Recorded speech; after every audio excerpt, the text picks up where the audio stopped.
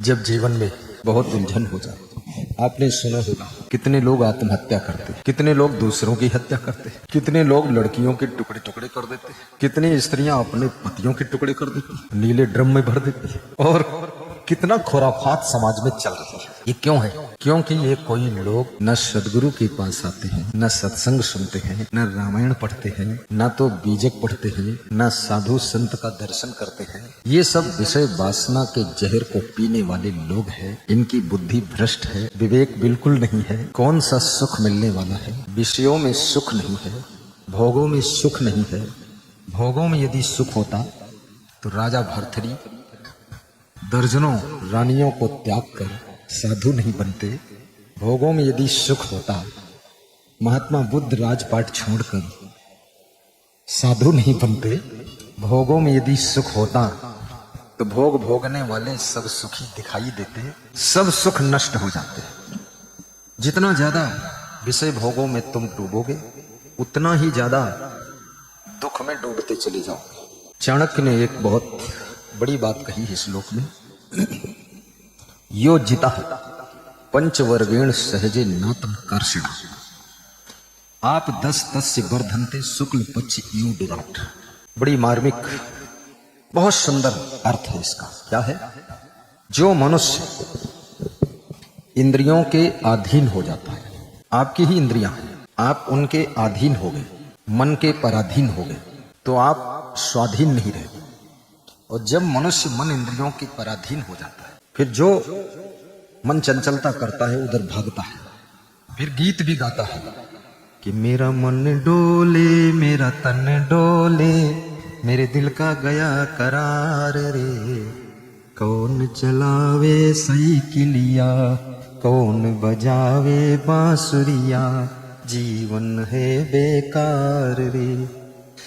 अब मन डोल गया, तन डोल गया, दिल का करार चला गया, अब जीवन हो गया बेकार रे, दिल का गया करार रे।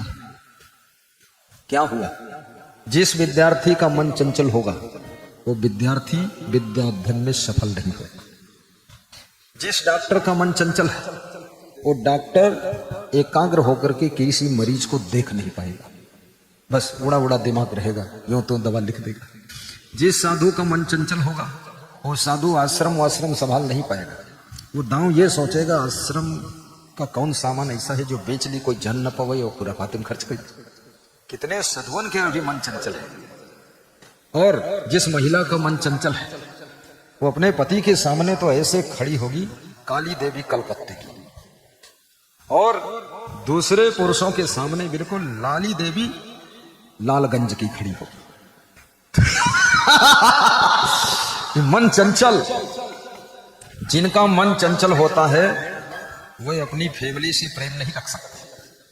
जिस शिष्य का मन चंचल होगा वो गुरु से प्रेम नहीं रखेगा। गुरु को जब देखेगा तो समझेगा ये महाकाल खड़ा है, गड़बड़ करने नहीं देता।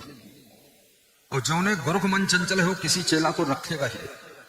वो सोचिए चेला जो है बाधक है, जो हटे तो हम कलाकंद खाई। तो ये मन चंचल बड़ा खतरनाक है। जिस बाप का मन चंचल है वो 10-20% पैसा चुराए चुराए कहूं अंतिम दे। जिस पति का मन चंचल है वो अपनी पत्नी को पूरा बात बताइबे न करी और पैसा पूरा घर में लेबे न करी, और 10 रुपया किलो वाले आलू 13 रुपया किलो बताई, वह मसे चुट्टाई करते रहे। ये चंचल मन बहुत गड़बड़ करता है। और कबीर साहब कहते हैं, ई मन चंचल ई मन चोर, ई मन शुद्ध ठगहार, मन मन करते सुर नर मुनि जाड़े, मन के लक्ष्य द्वार। मन के भागने के, मन के निकलने के लाखों द्वार। ये मन कोई मामूली चीज नहीं है। कबीर ने इसको स्वीकार किया कि ये मन चंचल ये मन चोर। ये चोर है, चुपके निकल जाता है। तुम बैठे हो सत्संग में, ये सोच रहा है घर की बात, और तुम जब पहुंचोगे घर में तब ये सोचेगा सत्संग की बात। तुम जहां बैठते हो वहां ये बैठते ही नहीं, ये इधर उधर कूदता रहता है। राजस्थान के भक्त लोग गाते हैं, मन मारो बांदरो रे, घड़ी छलांगा मारे। इसलिए हर व्यक्ति को मन को काबू करना चाहिए, तभी आप उन्नति कर पाओगे।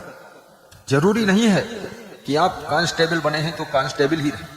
आप कांस्टेबल से एसपी तक पहुंच सकते हैं। जरूरी नहीं कि आप प्राइमरी के शिक्षक है तो वहीं अटके रहें, आप आगे बढ़ने की तमन्ना रखिए। जरूरी नहीं है कि आप पटवारी है तो एसडीएम नहीं बन सकते। और परीक्षा दीजिए, मन को एकाग्र कीजिए। और याद रखना, जिसका मन बस में हो गया तो विशंभर हो गया। वो तो मन को जिसने जीत लिया वह व्यक्ति सिद्ध पुरुष हो जाता है, शुद्ध पुरुष हो जाता है। उसके निकले हुए वचन सफल हो जाते हैं, उसका आशीर्वाद हमारे लिए फलित हो जाता है। इसलिए संत को मन को बस में बहुत कड़े रूप से रखना चाहिए, बड़े रूप से रखना चाहिए, क्योंकि संत की महिमा यही है। भगवान कृष्ण से अर्जुन ने कहा था कि प्रभु मेरा मन बड़ा चंचल है। देखिए, भगवान के साथ में रहने वाला अर्जुन भी मन की चंचलता से परेशान था। तुम भगवान के साथ रहो, गुरु के साथ रहो, लेकिन सच्चाई से अगर मन गुरु के चरणों में नहीं लगेगा तो मन चंचल ही रहेगा। अर्जुन कहते हैं कि हे भगवान, ये मन बहुत चंचल है, क्या करूं। अर्जुन जैसा भगवान का भक्त मन की चंचलता से परेशान है। और अर्जुन क्या कहता है, चंचलम ही मनः कृष्णा प्रमाथि बलवद्रहम तस्याहम निग्रहम मन्ने वायुरीशु दुष्करम। तो भगवान कृष्ण कहते हैं, अभ्यासेन तो कौन्ते वैराग्येण च गृह्यते असंशयम महाबाहो मनो दुर्निग्रहम चलत। असंशयम महाबाहो, अर्जुन का एक नाम महाबाहो भी था। अर्जुन को पार्थ भी कहते थे, अर्जुन को भारत भी कहते थे। अर्जुन के बहुत से नाम थे, तुम्हारा तो एक ही नाम है, तुम भी कम से कम 10 नाम तो रखो। 10 नाम रख लो, 10 नाम की जरूरत नहीं है। अर्जुन में जितने नाम थे उतने गुण भी थे, और तुम्हारे में एक नाम है, वो भी एक गुण है नहीं। नाम है रामबली और बल बिल्कुल नहीं। इसलिए नाम ज्यादा बढ़ाने से कुछ नहीं होगा, एक ही नाम काफी है। ये तो भगवान के अनेक नाम होते हैं, अपन तो एक नाम से काम चल जाएगा। असंशयम महाबाहो मनो दुर्निग्रहम चलम अभ्यासेन तु कौन्ते वैराग्येण च गृह्यते चंचलम ही मनः कृष्णा प्रमाथि बलवद्रहम तस्याहम निग्रहम मन्ने वायुरीशु दुष्करम। श्री कृष्ण पूछते हैं, अर्जुन सब ठीक तो है ना? हाँ प्रभु, सब तो ठीक है। तो मन की दशा क्या है? अर्जुन तुम्हारा मन कैसा है? प्रभु मेरा मन बहुत चंचल है। ऐसे है जैसे वायुमंडल में जो वायु है ये बह रही है, प्रवाहित हो रही है, इस वायु को बस में करना कठिन है। ऐसे इस चंचल मन को बस में करना कठिन हो रहा है, मैं क्या करूं? श्री कृष्ण कहते हैं, अर्जुन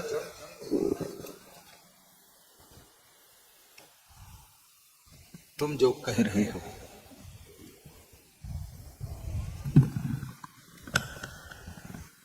निसंदेह वो सत्य है, निसंदेह वो सत्य है। लेकिन अभ्यास और वैराग्य के द्वारा इस चंचल मन को वशीभूत किया जा सकता है। अभ्यास करना पड़ता है, प्रैक्टिस करत करते अभ्यास यही जड़मत होत सुजान रसरी आवत जात ही सिल पर बनत निशान। डॉक्टर के पास में जो कंपाउंडर होता है उसके पास कोई MBBS, AMBS, BAMS, MD आदि की डिग्री नहीं है, लेकिन वो बड़े डॉक्टर के साथ साथ रहते रहते देखते देखते करते करते वो भी एक छोटा डॉक्टर बन जाता है अभ्यास से। आप भैंस के बच्चे को जिस दिन वो जन्म लेता उठाकर कंधे पर लाद करके आधा घंटे तक घूमते रहिए, फिर रोज उसको उठाइए, रोज आधा घंटे कंधे पर बिठाइए और घूमिए। अब वो बच्चा वजन था, जिस दिन पैदा हुआ उसी दिन उसका वजन, मैं तो जानता नहीं कितना होता, लेकिन आइडिया से 30 किलो तो होगा ही, 40 किलो। लेकिन वो बच्चा 1 क्विंटल हो जाएगा तब भी उसको तुम उठा लोगे अभ्यास से। ये अभ्यास बहुत बड़ी चीज है, इसलिए हर व्यक्ति को अभ्यास करना चाहिए, सीखना चाहिए। सीखने वालों के लिए संसार सरल है, और जो सीखना नहीं चाहते हैं उनके लिए संसार बहुत कठिन है, उनके लिए संसार बहुत कठिन है। सीखो काम करना। रोटी बनाना भी सीखो। पहली बार जब मैंने रोटी बेला तो रोटी कई कोने की हो गई इधर उधर, और कहीं मोटी कहीं पतली और कहीं बेलनम चिपट गए। धीरे धीरे अभ्यास किया तो गोल बनने लगी। फिर उसमें परथन लगा के बेला, बिल्कुल फिर फटाफट बेलने लगे। अभ्यास। और जिसमें जितने गुण होते, जितने हुनर होते, जितनी कलाएं होती हैं, उस व्यक्ति की कीमत उतनी ज्यादा होती है। बुद्धुओं की कीमत न कभी हुई है न हो सकती है। हमेशा बुद्धिमान और कलाकार की ही कीमत होती है। इसलिए गुणवान बनिए, कलाकार बनिए। हर लड़की को चाहिए वो गुणवती बने। रूपवती बात को बनना, गुणवती बनो, कलावती बनो, प्रेमवती बनो। और ससुराल जब पहुंचो, गुणवती बेटी जब बहू बनती है तो ससुराल में शांति पैदा होती है। और जो केवल रूपवती बेटी, बाल इधर गाल उधर, होंठ किधर, होंठों में रंग लाल, बाल में रंग लाल, और गाल में रंग लाल, नाखून में रंग लाल, लाल में फिर लाल, एड़ी भी लाल, तो हो गया महाकाल।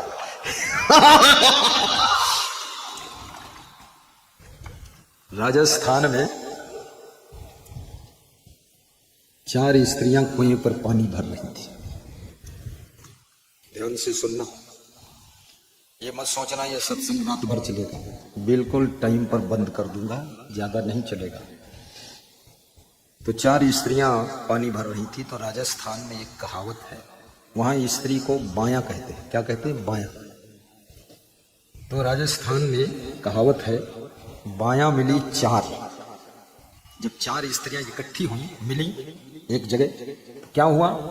बायां मिली 4 तो बातें हुई तैयार, तो बातें तैयार हो गई, बातें चालू हो गई। फिर बायां मिली 8 तो बाता का लागा ठाठ। फिर बायां मिली 16 तो बाता का पड़ा गपोला।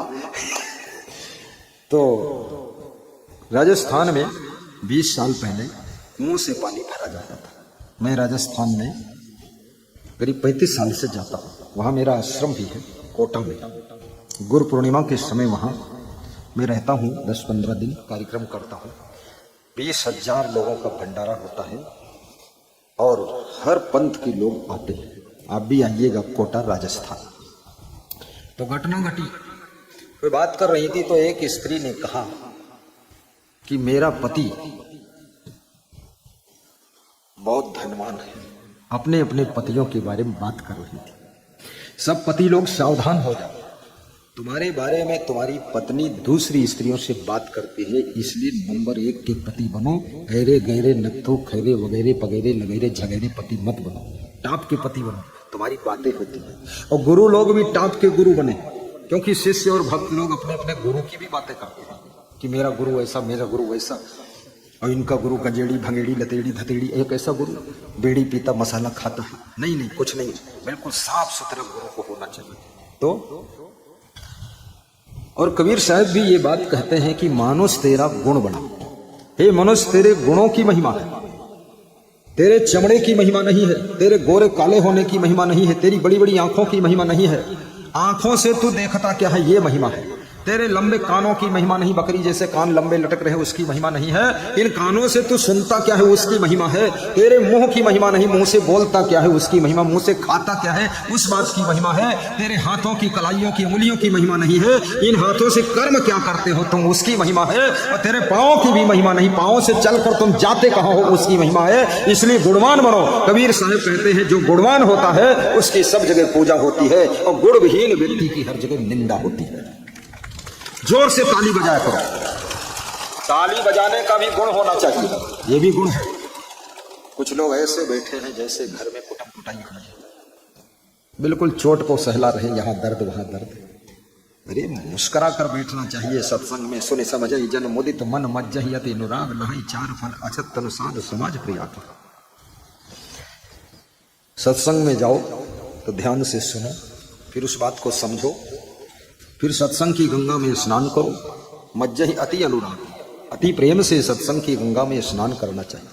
सुनि समझई जन मदत मन मज्जहि अति अनुराग, 4 फल अच्छा। मुदित मन से सुनना चाहिए, खुश मन से, प्रसन्न मन से, गदगद मन से।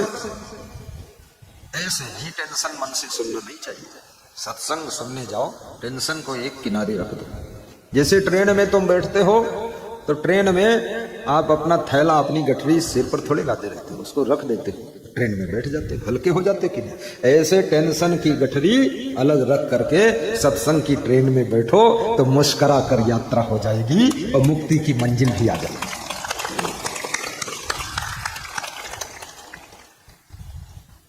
वह शहर शहर नहीं जिसमें गंदगी साफ करने के लिए नाली न हो, वह मकान मकान नहीं जिसमें अतिथि के लिए एक दो कमरा खाली ना हो, वो खिड़की खिड़की नहीं जिसमें मच्छरों से बचने के लिए जाली ना हो, वो ट्रैक्टर ट्रैक्टर नहीं जिसमें सामान रखने के लिए ढोने के लिए पीछे ट्राली ना हो, और वो ससुराल ससुराल नहीं जिसमें शाला और साली ना हो, और वो सभा सभा नहीं जिसमें जोरदार ताली ना हो, जोरदार ताली ना हो। अब लोग खुश हुए हैं, क्यों? साला और साली से खुश हुए। एक 80 साल का बूढ़ा खाट पर लेटा था, उठ कम पाता था, बड़ा रहता था, उसके बेटे उठाते थे, बहुएं सेवा करती थी, लेकिन किसी ने आकर उसे सूचना दिया कि आपकी छोटी वाली साली आई है। एक सेकंड में उठकर खड़ा हो गया, किधर है यार, बताओ किधर? लगा कि चश्मा साली को देख लिया और बोला धन्य हो। क्या बात है। एक मेरा क्लास फेलो था लड़का, तो मैं तो साधु बना, तो मैं सोचता था सब साधु बन जाए तो अच्छा है, तो मैंने उससे कहा तुम भी साधु बनो। तो उसने जो मुझे दोहा सुनाया, बड़ा मनोरंजक दोहा था। उसने कहा सासु तीरथ ससुरा तीरथ, तीरथ साला साली है, और दुनिया के सब तीरथ छोटे चारों धाम घर वाली। ऐसा सुनाया तो मैंने कहा चलो ठीक है, देखता हूँ चारों धाम से कब लौट के आए। 37 साल हो गए हमें साधु बने, वो चारों धाम करके वापस ही नहीं आए, अभी चारों धाम में घूमते चक्कर काट चारों धाम। ये दोहा वोट पटांग बनाने से काम नहीं चलेगा।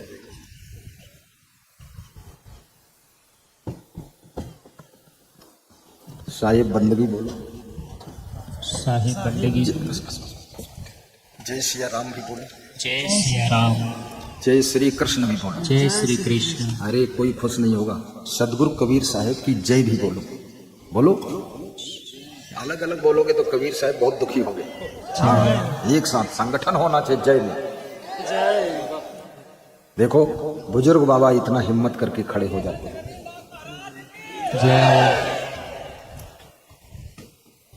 हमारे साथ में बहुत ऐसे कितने भक्त हैं जो गुरु जी का प्रवचन यूट्यूब चैनल में असंग देव सर्च करके सुनते हैं। जरा हाथ उठा दो दोनों। अरे कमाल है, इसमें तो लगभग 98% लोग हैं। महात्माओं की तरफ तो देखा ही नहीं मैंने। सब महात्मा भी सुनते। ये महात्मा लोग हमको आशीर्वाद देने आए हैं। तुम ये मत समझना कि मैं प्रवचन कर रहा हूं तो केवल यही महात्मा है। ये भी महात्मा, गन्ना टेढ़ा हो लेकिन उसके रस से शक्कर बनती है कि नमक बनता है? बोलो। गन्ना सीधा हो उसके रस से भी शक्कर बनेगी, और गन्ना टेढ़ा हो उसके रस से भी शक्कर बनेगी। तो ये संत महात्मा भले ही बुजुर्ग हैं, हमारे जैसा प्रवचन नहीं सुनाते हैं, लेकिन इनसे भी शक्कर ही बनेगी, मिठास ही आएगी, जिंदगी मिठास से बदल जाएगी। जय हो, जय हो, जय हो। ये हमारे महान भक्त श्री इंस्पेक्टर 3 स्टार भोपाल से हमारे साथ आए। एक माइक लेकर तुम बैठ जाओ, बिना लीड वाला दे दो इसको। दे दो। हमारे पास जो रहा करे चौकन्ना रहा करे, इशारा समझा करो। राणा की पुतली फिरी नहीं तब तक चेतक मुड़ जाता था, और गुरु की खोपड़ी घूम गई और चेतक बैठा सोता था। दे दो फट से, जो जय बोलेगा फट से उसके पास पहुंचा देना चालू करके, और जय इसी बोलवा देना।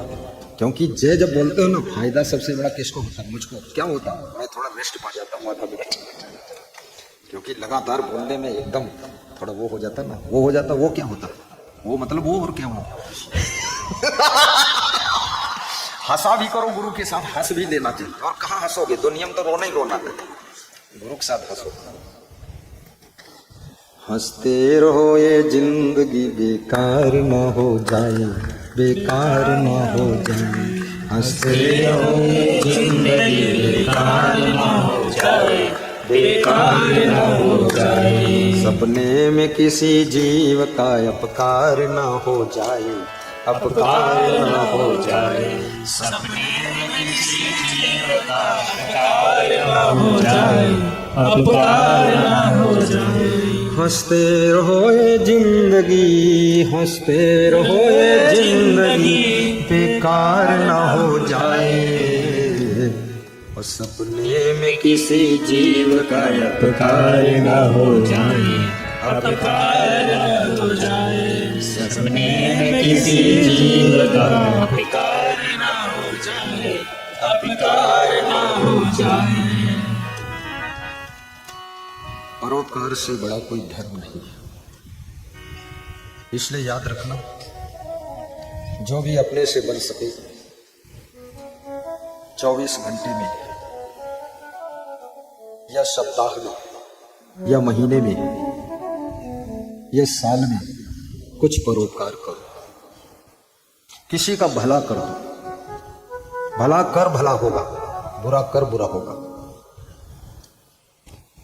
क्योंकि तुलसीदास बाबा ने कहा है, परहित सरिस धर्म नहीं भाई, पर पीड़ा समय नहीं अभिमानी।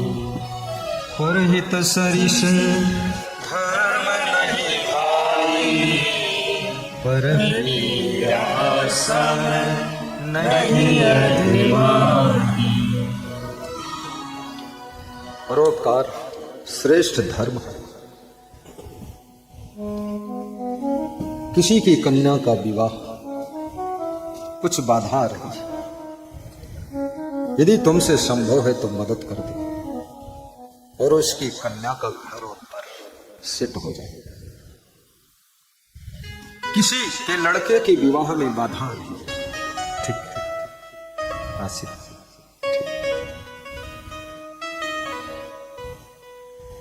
प्रिंसिपल साहब और शिक्षिका अब जाना चाहते हैं, उनको मैं छुट्टी देता हूँ। और स्कूल में बच्चों को छुट्टी देते हैं, यहाँ हमको छुट्टी देना पड़ता है। गुरु से आज्ञा लेकर जा रहे हैं, आशीर्वाद। परहित सरिस धर्म नहीं भाई, पर पीड़ा समय नहीं अभिमानी। यहाँ नेकी बदी दो रास्ते हैं, जरा गौर से सुन लो। तुम्हें चलना है जिस मार्ग से, अपना रास्ता चुन लो। पर चलने से पहले सोच लो अंजाम क्या होगा। भलाई कर भला होगा, बुराई कर बुरा होगा। भलाई कर भला होगा, बुराई कर बुरा होगा। भलाई कर भला होगा, बुराई कर बुरा होगा। शक्कर खिला शक्कर मिले, टक्कर खिला टक्कर मिले। और नेकी का बदला नेक है, बदी का बदला बदी देख ले। बदी का बदला बदी देख ले। कर्म बीज है, भाग्य उसका फल है।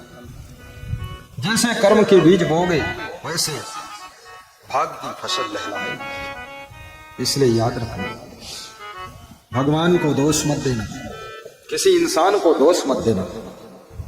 ये मेरे पिंड पड़ा, वो पिंड पड़ा, ये सब जन्म जन्म के कर्मों से जो भाग्य बना है। किस उम्र में किस दिन कौन तुम्हारे पिंड पड़ेगा और कौन तुमको सताएगा, कौन तुम्हारा सामान चुराएगा, ये सब किस्मत की किताब में हर पन्ने में हर दिन कुछ नया नया लिखा है तुमने ही। और वो जब भाग्य की किताब खुलती है, किस्मत का पन्ना देखते हो तो वही आता है जो तुमने जन्मों जन्मों में कर्मों की कलम से लिखा था, वही आपके भाग्य में आ जाता है। इसलिए सावधान। जब भगवान श्री राम शेषनाग नाम के वृक्ष के नीचे विश्राम कर रहे थे, पहली रात अयोध्या से जब प्रस्थान करके विश्राम किया है श्रृंगबेरपुर में,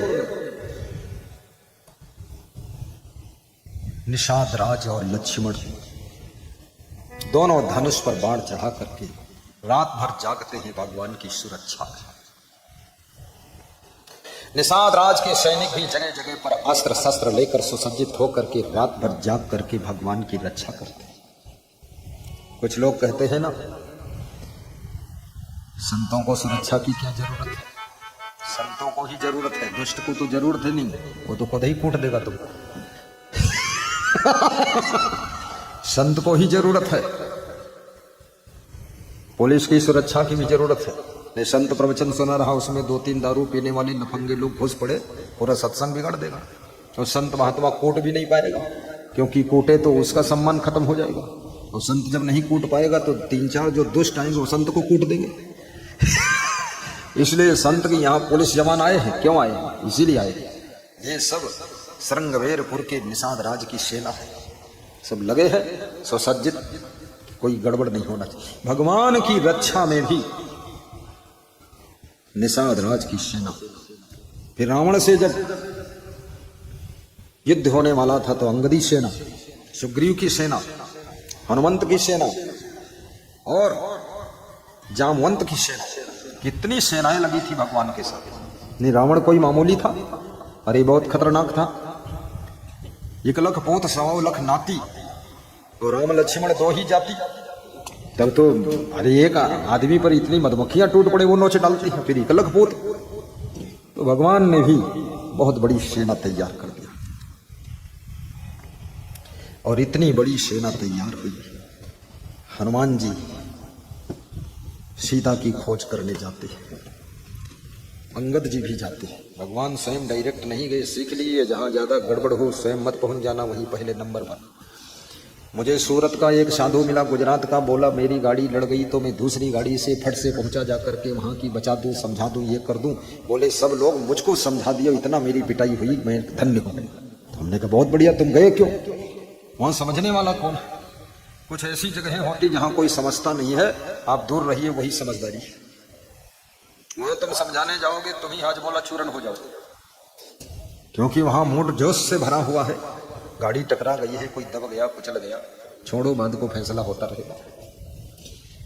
तो ये सावधानियां सबको रखना चाहिए, भगवान से सीखना चाहिए। रामायण केवल रोने के लिए नहीं है, रामायण केवल दुखी होने के लिए नहीं है, रामायण तो तुमको जिंदगी जीने की कला सिखाने के लिए है। रामायण में कहाँ क्या लिखा हुआ, उन प्रसंगों को याद करिए, और कैसे कैसे भाई को रोल निभाना है अपने भाई के साथ में। देखिए, तो उस समय निषाद राज ने लक्ष्मण जी से कहा था रात में, रात्रि बेला में, कि आपके माता पिता बड़े कठोर हैं, जिन्होंने इतने कोमल बालकों को वनवास दे दिया। ये बात सुन करके लक्ष्मण जी दिलबिला गए, बोले मेरे माता पिता को दोष मत दे। बोले फिर किसको दोष दिया जाए? बोले दोष कर्मों का दोष है, ये माता पिता का दोष नहीं। कैसे? तब लक्ष्मण ने एक चौपाई कहा था। वो चौपाई क्या है? आप कहो तो कह दूं, और अगर मना करो तो रोक दो। बोल दो, थोड़ा जोर से बोला करो, कहो बोल दो। हाँ बस ऐसे बोलो, बोल दो। लक्ष्मण भी ज्ञानी है, कोई ऐसे वैसे नहीं है। राम भगवान तो महाबुद्धिमान है, राम भगवान बहुत बुद्धिमान है, उनकी चितराई देखो तो। राम भगवान से थोड़ा बुद्धिमानी भी सीखो। जब सुग्रीव ने कहा बाली ने हमको पीट पाट कर भगा दिया है, मैं पहाड़ पर पड़ा रहता हूं, तो राम ने कहा तुम्हें क्या करूं? बोले आप मेरी मदद करो, मेरा राज्य दिला दो और मेरी वाइफ मुझको दिला दो। बोले तो तुम युद्ध करो उससे, तब तो होगा। अरे युद्ध में बहुत पीटा था मुझको गदा से, मैं उसके सामने नहीं जा सकता। जो उसके सामने जाता है, सामने जाने वाले का आधा बल उसको मिल जाता है, तो उसके बाद 1.5 गुना ताकत हो जाती है। हमारी कुटाई खूब किया। तो भगवान ने कहा तुम युद्ध करो, गदा युद्ध हो जाए, फिर मैं बाली को मार दूंगा।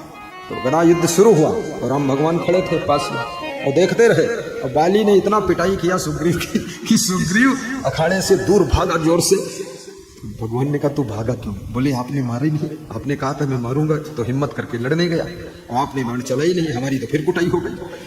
तो भगवान ने कहा तुम दोनों भाई एक ही जैसे थे तो हम पहचान नहीं पाए, तो हमने सोचा कहीं मार दो सुग्रीव ही न मर जाए, कुछ पहचान तो होना चाहिए। बोले तो भगवान क्या पहचान होगी? बोले एक माला पहनो भगवान की। तो माला पहना है, पहले चेला बनाया।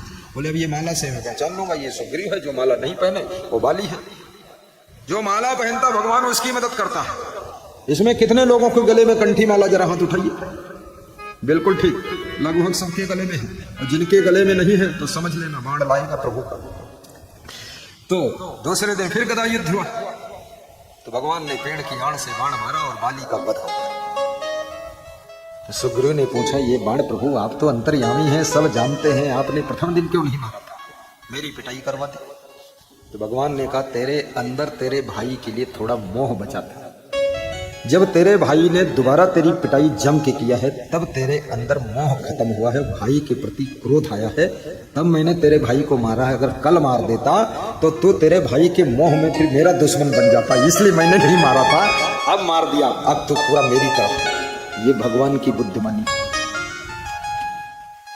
बुद्धिमान बलवान सो सोई धनी सोई साधु, और सोई ज्ञानी पुरुषार्थी सबन हितु दुख बाधु। बुद्धिमान बनिए। तो हनुमान जी, लक्ष्मण जी, अब ये सब सेना रामादल की तैयार हो रही। मैं भी एक रामादल तैयार कर रहा हूं, अयोध्या आश्रम निर्माण करने के लिए रामादल की तैयारी चल रही है। आज इस रामादल में प्रेमदास नाम का एक भक्त है, उसने 13 सेवा बुक लिया है, 13। और जिस गांव में मैं गया था वहां पर 15 लोगों ने सेवा बुक लिया। ये सेवा बुक तुम भी 1-1, 2-2, 5-5, 10-10 ले लेना, और ये सेवा बुक फ्री ऑफ कॉस्ट मिलेगी। इस सेवा बुक से आप दान इकट्ठा करना, रामादल के सदस्य बनो। राम भगवान ने रामादल तैयार करके रावण पर विजय पाई थी, और याद रखना विभीषण जैसे भक्त को राजगद्दी दिलाई थी, ऐसे अब जो रामादल तैयार होगा ये राम भक्तों की सेवा के लिए अयोध्या की पवित्र भूमि पर तपस्थली में सुंदर आश्रम का निर्माण करेगा, जहां राम भक्तों की सेवा होगी। आइए, क्या सुना रहा था? चौपाई सुनाना है। लक्ष्मण कह रहे हैं, निषाद को समझा रहे हैं, काहु न को सुख दुख करदाता। हे निषाद राज, तुम कहते हो कि आपके माता पिता कठोर हैं, उन्होंने ऐसे कोमल बालकों को बहुत दुख दिया, लेकिन ऐसा नहीं है, कोई किसी को दुख नहीं देता। तो कौन देता है? निज कृत कर्म भोग सब भ्राता, निज कृत कर्म भोग सब भ्राता, काहु न को सुख दुख करदाता। दोहराओ दोहराओ, गाओ। रामायण में जितनी बोलता हूँ, दूसरों से चौपाइयां सुन सुन करके 50% रामायण याद किया, किताबों में पढ़े नहीं, और फिर और जरूरत पड़ी उसको पढ़ा, सुन सुन कर याद कर। कहीं लाउड स्पीकर में बज रही चौपाई तो उसी में सुन के याद कर लिया। बीजक भी 50% तो सुन सुन कर ही याद कर लिया। ध्यान से सुनो और दोहराओ, बोलो। मैं तो स्नान करते समय भी श्लोक बोलता हूँ, हम नहीं मान। हमारा साधु जो स्नान कराते हैं ना, हमको, हमें 10 महात्मा स्नान कराते हैं। हम भीड़ रखते हैं बाथरूम में, बाथरूम छोटा हो तो छत पे जाते हैं। स्नान कराना तो बहाना है, ये साधु संतों को अपने पड़ोस में इसलिए रखना है ताकि इनके ऊपर ऐसा असर पड़े कि इनमें कोई कसर न रहे। इसलिए काहु न को सुख दुख करदाता, निज कृत कर्म भोग सब भ्राता, निज कृत कर्म भोग सब भ्राता, काहु न को सुख दुख करदाता। हर माता पिता को भी अच्छे कार्य करना चाहिए। अपने सभी बच्चों को जिसका जितना हिस्सा बनता है उसको बंटवारा सही कर दीजिए। एक बच्चे के मोह में पड़ करके 2 बच्चों का नुकसान करने वाले माँ बाप अपने कर्मों की कलम को गलत चला रहे हैं, उनका भाग्य बिगड़ेगा। और जिसके मोह में पड़ करके सब प्रॉपर्टी दे दिया है वो भी उनका साथ नहीं देगा। तुम्हारी आत्मा ये शरीर और संसार को छोड़ करके जब यहाँ से विदा होगी, आगे तुम्हारे ही कर्म तुम्हारे साथ होंगे और उसी से तुम दुख सुख पाओगे। इसलिए कृपा करके अपने सभी बच्चों को उनका हिस्सा दे दीजिए और बच्चों को जिंदगी जीने का मौका दे दीजिए। बहुत बुढ़ापे तक चाबी का गुच्छा अपने हाथ में पकड़े मत रहो। सब बापों से यही कहना है, गुरुओं से भी यही कहना है, जल्दी से अपने जगह पर उत्तराधिकारी का चुनाव करिए, नहीं तो तुम्हारी मृत्यु हो जाएगी। तो ये चेले फिर लट्ठम लट्ठा करेंगे। कितने गुरु लोग भी चिपक जाते हैं, अरे उठ नहीं पाते, चल नहीं पाते, पड़े रहते, सड़े रहते, अड़े रहते, कड़े रहते, बड़े रहते, लेकिन किसी का चुनाव नहीं करते। मैंने धर्माधिकारी भी चुन लिया, थोड़े दिन में उत्तराधिकारी भी चुन दूंगा। मैं दमदार रहूंगा तभी चुन दूंगा। और उसके बाद उसको भी बता देना 5-10 साल तू रह उत्तराधिकारी, और उसके बाद तू भी चुन दे, छुट्टी पा, इसमें है क्या, लड्डू रखा, जिसके ऊपर बोरा लाद दोगे उसी गर्दन टूटेगी। ये कोई महंत बनना आसान है? पूछ लो लक्ष्मण साहब से, राम साहब से, इसमें जितने महंत हैं उनके दिल पर हाथ धर के पूछो क्या हाल है, तो कहते लोड ज्यादा, लोड है। और याद रखना, आश्रम का लोड भी हर व्यक्ति संभाल नहीं सकता है। जिसमें त्याग होगा, वैराग्य होगा, ब्रह्मचर्य होगा, संयम नियम होगा, वही आश्रम को चमका सकता है और गृहस्थ आश्रम को भी वही आगे बढ़ा सकता है। जो व्यक्ति संयम नियम की डोरी में अपने चंचल मन को बांध लेता है, वही व्यक्ति गृहस्थ आश्रम को भी उन्नति की ओर लेकर जाता है। शराब पीना नहीं है, मांस मछली अंडा मुर्गा खाना नहीं है, वच्छ कच्छ से दूर रहना है, सारी बुराइयों का त्याग करना है, ना पान मसाला खाना है। जो पान मसाला खाएगा उसकी दीवालों में सीमेंट मसाला लगेगा ही, क्योंकि मुंह में ही मसाला है तो वहां मसाला कहां से लगेगा। और जो बीड़ी का धुआं निकालेगा, सिगरेट का धुआं निकालेगा, गांजे का धुआं निकालेगा, मुंह से खींचेगा, नाक से धुआं निकालेगा, दो साइलेंसर है ये, दोनों तरफ धुआं निकलेगा। अरे तुम्हारे मुंह से धुआं खींचा, नाक से धुआं निकालोगे, सारी घर गृहस्थी धुआं धुआं में उड़ जाएगी, बर्बाद हो जाएगी।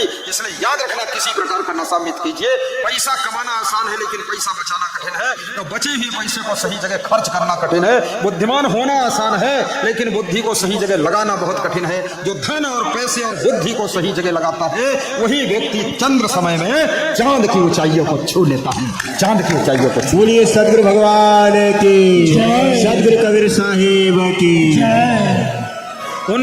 हाँ बोलो।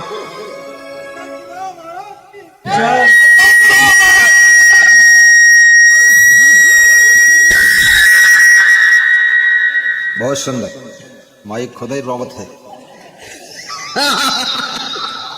रोने दो, कोई बात नहीं। कितने लोगों की इच्छा है गुरुजी अगली बार भी मलहज कभी आए? जितने लोगों की इच्छा है गुरुजी मलहज में मत आए, कोई हाथ ऊपर को मत उठाए। सब उल्टे है, समझत कुछ नहीं है कि सीता हिरणी भय कि हिरणी भय। फिर से सुन लो, जिनकी इच्छा है गुरुजी मलहज में मत आए, वह लोग हाथ ऊपर को जरूर उठाएं। कोई नहीं उठाया, समझत नहीं लोग। और हम उल्टा बोलते भी हैं, पहले इधर हाकित है फिर आगे साकित थे।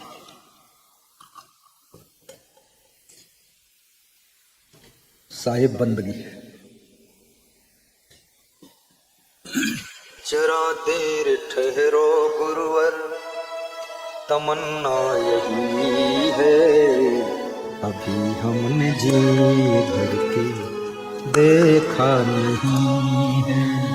जरा देर ठहरो गुरुवर, तमन्ना यही है, अभी हमने जी भर के देखा नहीं है। जरा देर ठहरो स्वामी, तो क्या नहीं है, अभी हमने जी भर के सेवा की है। जरा देर ठहरो स्वामी, तो क्या नहीं है, अभी हमने जी भर के सेवा की है। तुम ही मेरे माता पिता भी तुम ही हो, तुम ही मेरे बंधु सखा भी तुम ही हो।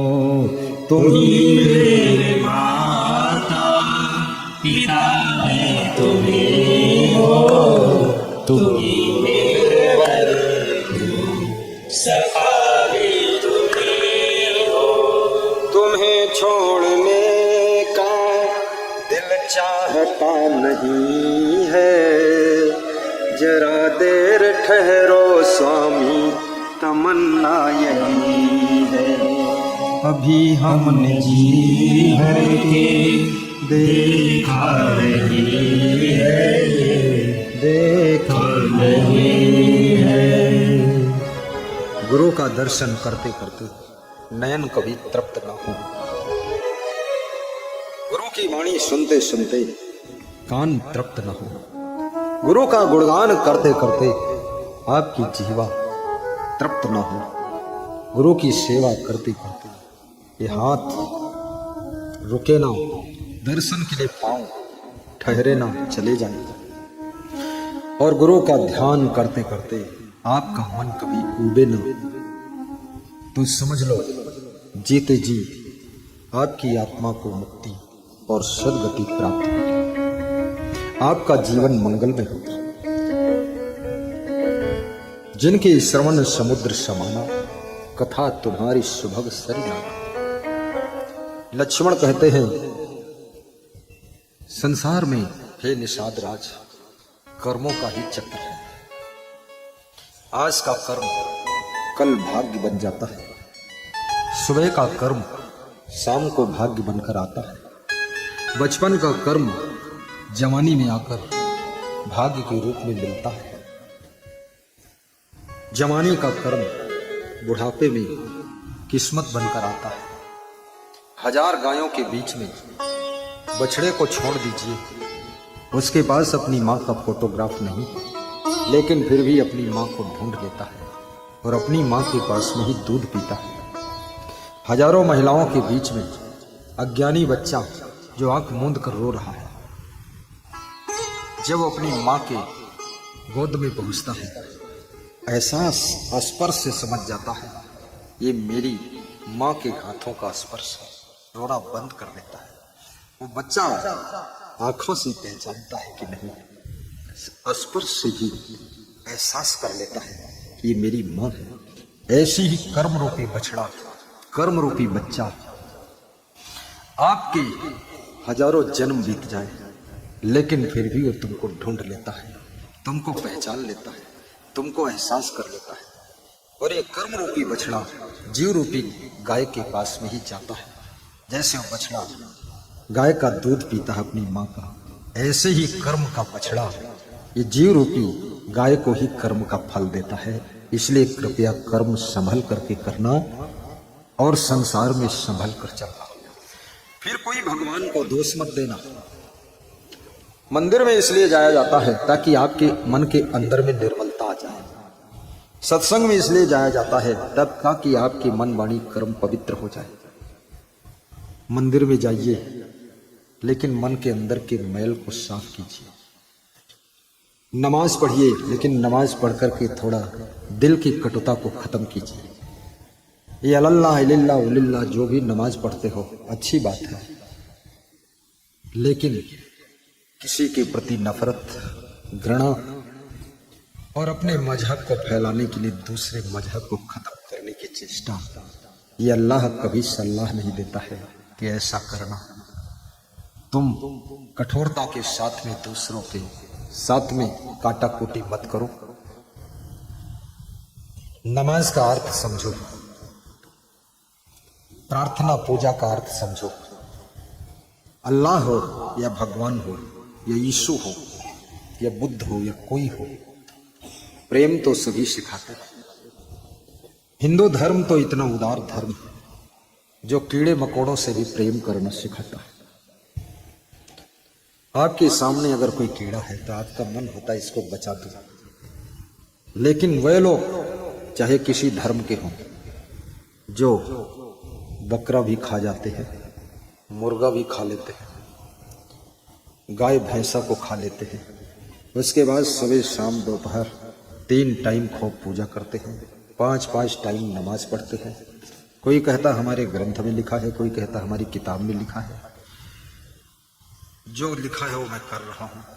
किसी के ग्रंथ में, हिंदुओं के ग्रंथ में भी नहीं लिखा है कि मोबाइल का प्रयोग करो। किसी ग्रंथ में लिखा? क्यों करते हो? मुसलमानों के किसी भी किताब में नहीं लिखा है कि मोबाइल से बात करो। क्यों करते हो? रामायण में भी, गीता में भी नहीं लिखा कि ट्रैक्टर से खेती करो। क्यों करते हो? मुसलमानों के भी ग्रंथ में नहीं लिखा है। लिखा हो न लिखा हो, इतना कौन लिख पाएगा तुम्हारे लिए कि हर बात लिखे तब तुम मानोगे। जब तुम भोजन खाने के लिए जाते हो, कौन लिख कर देता खीर खाओ? सबसे पहले 2-3 प्याली खीर पी लेते हो ताकि पेट खीर से भर जाए, भात कम खाई। चालाक तो बहुत हो, ये चालाकी कहाँ लिखी? कौन नहीं लिखी? चालाकी कर देते ना। तो कहीं मुसलमानों के ग्रंथ में लिखा है। ये खुराफात छोड़ो। और लिखा भी हो, अगर कुछ गलत लिख गया, किसी से लिख गया, तो उसको सुधार भी लो। ऐसा कोई जरूरत थोड़ा, तुम्हारे पिताजी ने कोई दीवार टेढ़ी बना दी तो तुम सीधी करो। संपूर्ण संसार में मैंने लाखों लोगों को, हजारों लोगों को दुनिया छोड़कर, धन छोड़कर, परिवार छोड़कर, मरकर, लाश भी पड़ी हुई है, धन भी पड़ा हुआ है, मकान दुकान पकवान सब पड़े हुए हैं, छोड़कर सबको जाते हुए मैंने देखा है। यहाँ से कोई एक कौड़ी लेकर नहीं जाता है। कबीर साहब कहते हैं मैं पुकार कर कह रहा हूँ, अनाउंस करके कह रहा हूँ, सबको समझा रहा हूँ, इस दुनिया से सब लोग खाली हाथ ही जाते हैं, कोई यहाँ से एक सुई लेकर के नहीं जाता है। इसलिए याद रखना, सब छोड़ने से पहले सब चीज का लोभ छोड़ दीजिए, उसके बाद दुनिया से विदा होइए। और जो लोभ छोड़ देता है उसको क्या मिलता है? क्या मिलता है? त्रिविधम नरकसिदम द्वारम नाशनम आत्मनः कामः क्रोधः तथा लोभः तस्मात् एतत्त्रयं त्यजेत् एतहि विमुक्तः कौन्ते तमो द्वारैः त्रिभिः नरः आचरति आत्मनः श्रेयः ततो याति पराम गतिम्। जो काम क्रोध लोभ को जीत लेता है, कृष्ण कहते उसको परम गति की प्राप्त होती है, उसकी जिंदगी का नर्क खत्म हो जाता है और जीते जी वो जहां रहता है उसका स्वर्ग वहीं रहता है। इसलिए काम क्रोध लोभ को जीत लीजिए तो आपकी भक्ति भी सफल हो जाएगी। कबीर साहब क्या कह रहे हैं? कामी क्रोधी लालची भक्ति न इनसे होए, भक्ति करे कोई सूरमा जाति वर्ण कुल खोए। कामी क्रोधी लालची से भक्ति नहीं हो सकती है। लालची आदमी सत्संग में आएगा तो सोचेगा यहां से हमको क्या मिलेगा, कुछ नहीं मिलेगा, दूसरे चप्पल पहनकर चला जाएगा। वो सोचेगा चप्पल ही सही, भागे भौतिक लंगोटी सही। लोभी है। एक लोभी सत्संग सुनने गया तो सत्संग में जब आरती का दर्शन प्रारंभ हो गया तो आरती करने के लिए लोग इंतजार कर रहे थे, मेरे पास आरती आए तो दर्शन करूं, ऐसे हाथ घुमाकर मस्तक में लगाऊं। जिसके पास में आरती की थाल पहुंचती थी हर व्यक्ति उसमें कुछ दक्षिणा डालता था, अर्पित कर देता था अपनी श्रद्धा सुमन, 10 रुपये, 20 रुपये, 100 रुपये, 50 रुपये। लेकिन वो लोभी आदमी के सामने जब आरती पहुंची तो लोभी आदमी सोचने लगा, अरे मैं तो जिंदगी में कौड़ी किसी को दान नहीं दिया हूं, आज तो फंस गए। चारों तरफ से वही लोग बैठे हैं जिन्होंने आरती की थाल में दान अर्पित किया है और मैं देना नहीं चाहता हूं, और ये सब देखेंगे तो क्या कहेंगे, तो देना तो पड़ेगा। तो उसने जेब में हाथ डाला और चवन्नी निकाला। लोभी के हाथ में चवन्नी ही आती है देने के लिए, अठन्नी भी नहीं निकलती। चवन्नी निकाला, भट्टी में बंद किया कि चुपके से डाल दूंगा, कोई जान ना पाए कितना डाला है। बड़े लोग खिलाड़ी होते।